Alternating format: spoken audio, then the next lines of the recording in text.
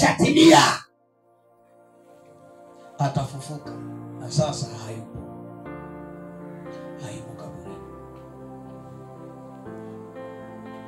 Yule Yesu ambaye walijua wamemweza, walijua wamemshinda, kumbe ilikuwa ni njia ya kumsogeza kwenye baraka yake.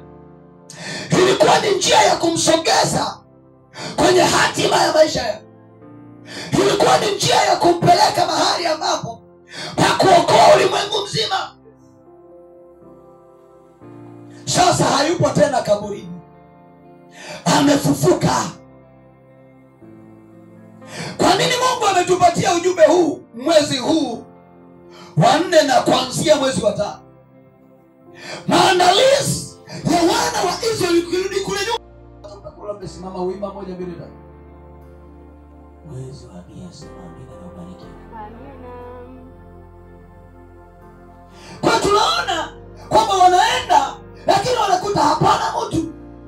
Walijua watamkuta mtu wao, walijua watakuta mwili wa kiongozi wao, hawajakuta. Maana kitendo cha kubeba manukato ni kwamba tunapokwenda tutaukuta ule mwili, ili tuweze kupulizia manukato haya na huo mwili usitoe harufu.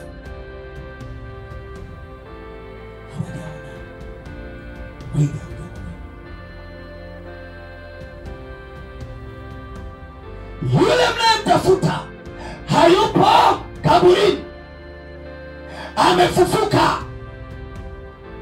Nini nataka kusema hapa? Maana kuna watu ambao wanadhani mpaka leo wamekuweza kukukamata. Nasema hivi, haupo walipokuwa wanakuzania.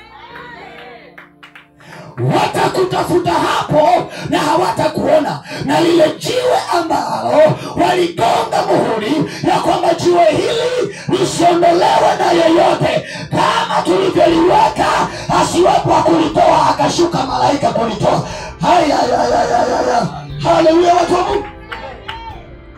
Unajua kuna mahali lazima ifike saa wewe usaidiwe na Mungu. Wasitokee watu wakakusaidia, yani usaidiwe na Mungu kabisa. Ashuke Mungu mwenyewe. Mungu akishuka hata wale walinzi lazima watakuwa kama ni watu waliokufa. Yani mtu aliyekufa analinda mtu aliyekufa. Ushaiona wapi? Nimesema kitu kizito hapa. Nasema hivi, mtu ambaye amekufa analinda maiti na maiti. Ushaiona hivi? Kwa malaika aliposhuka pale tena kwa nini kutokea? Kama waliokuwa wafu. Mbele za Mungu wale walikuwa ni wafu tayari. Acha wafu wazikane wao kwa wao. Kwa sababu mfu anamlinda maiti. Inawezekana? Jambo lisilowezekana. Unaweza kuelewa sawa? Haleluya watu. Kitabu cha Isaya anasema 54 mstari wa ngapi? Hapo nimeanza kutokana na muda. Sema bila. Anasema utaenea